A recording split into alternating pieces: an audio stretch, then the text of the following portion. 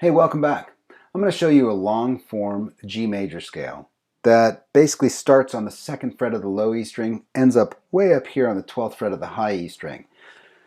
It's a major scale shape, form that really covers a really broad variety of frets and positions. It goes through almost the entire neck, really.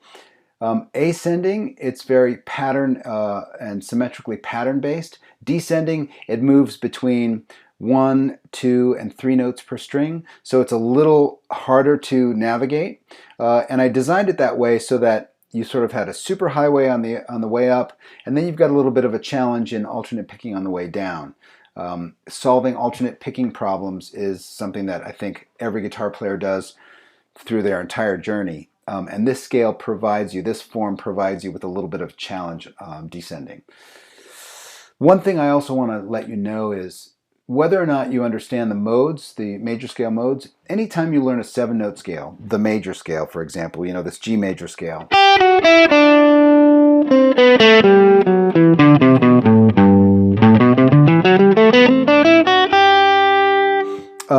it's position based, right?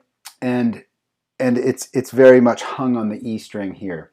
These long form scales push you out and get you thinking about something different.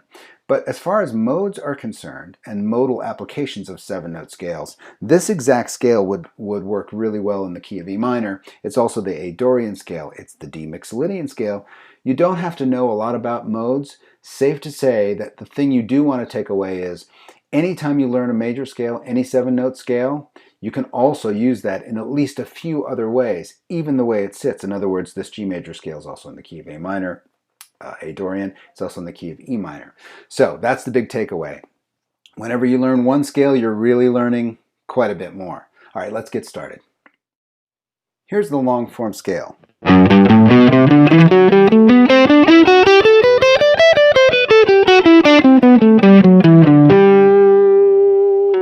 Really nice coverage on the neck from the 2nd fret all the way up to the 12th fret.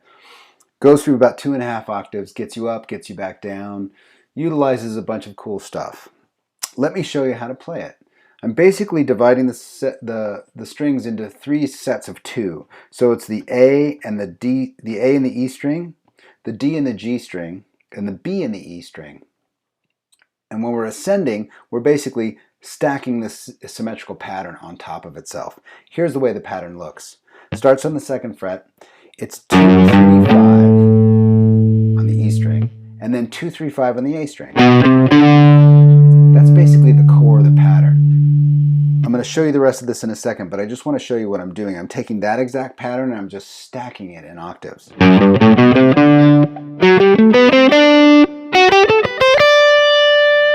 So the way you connect these is with a slide. On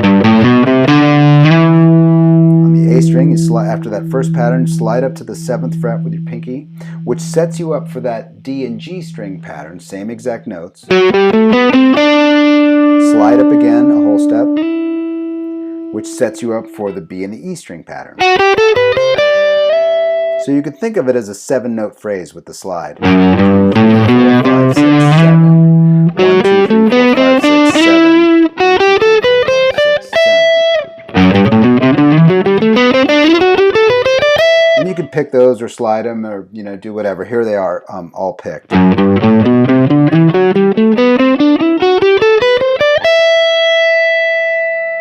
That's the ascending run. Descending, we change the pattern up, and what we do is we use another symmetrical pattern, which is basically whole steps. So starting from the 12th fret on that E string, just 3 whole steps. Do the same pattern on the B string, 12th fret.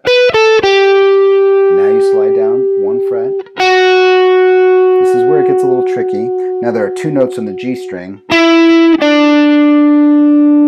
9, 7. Then it sets you up for a new pattern on this set of strings, which is the A and the D string.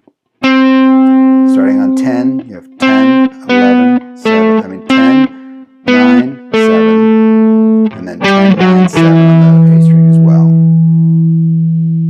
Slide down to the 5th fret, rock across on the 5th fret to the D string, and end on that G. Here's the descending part again, nice and slow.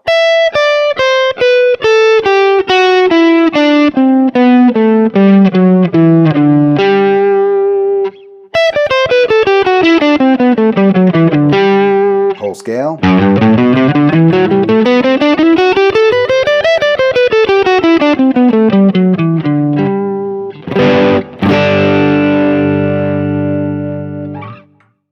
So there it is, long form major scale, just one shape. You know, there are many, many ways to skin a cat, many ways to play the G major scale, any major scale. This one is designed really as an exercise, less so than a musical, phrase, because it's really more mechanical for your hands as well as your mind and your eyes to see that fretboard in a new way and expand your understanding of how the major scale works. Work on those symmetrical patterns, because eventually when you start to master the 7-note scale and you understand its modal applications, you can use this scale, for example, in E minor, like I mentioned, A Dorian, D Mixolydian. Once you start to master those ideas, you have these sort of symmetrical superhighways to really get yourself around in multiple musical instances. So anyway, have a good time with it. I hope it helps, and I'll see you next time.